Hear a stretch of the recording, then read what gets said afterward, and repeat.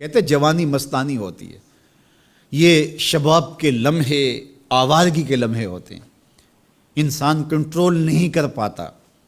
لیکن اگر اللہ کا خوف اس کے سینے میں ہو، اس کی محبت اس کے رگ و ریشہ میں محو نفوذ ہو، تو پھر جوانی میں توبہ کرنے والے اور جوانی میں اللہ کی رضا جوئی کے لیے کوشاں ہونے والے اللہ کی خاص رحمتوں اور کرم نوازیوں سے مالا مال ہوتے ہیں۔ ارشاد فرمائے ان شبابہ فیما ابلاہ، جوانی کے بارے میں پوچھا جائے گا کہ جوانی کہاں بسر ہوئی۔ بعض نے یہاں ان جسدہ فیما ابلاہ، ابن حبان نے اور امام ترمذی نے جو حدیث روایت کی ہے اس میں یہ لفظ بیان کیے ہیں کہ جسم کے بارے میں سوال ہوگا، یعنی جسم کے ایک ایک عضو سے پوچھا جائے گا۔ تم سے پوچھا جائے گا تمہارے ہاتھوں نے کیا کیا، تمہاری آنکھوں نے کیا کیا، تمہارے کان کیا سنتے رہے، تمہاری زبان کیا بولتی رہی، تمہارے قدم اٹھ کے کن راہوں کا سفر کرتے رہے،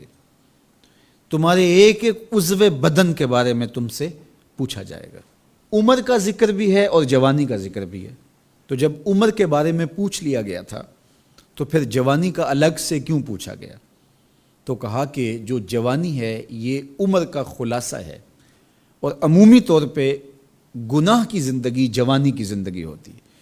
اور جس نے جوانی کو سنبھال لیا اس کا بڑھاپا بھی خوبصورت ہو گیا، اور جو جوانی کو سنبھال نہ سکا تو اس کے پلے پھر باقی بچا ہی کیا۔ اسی لیے ایک روایت میں آتا ہے ان اللہ یحب الشاب التائب، اللہ تعالیٰ جل شانہ توبہ کرنے والے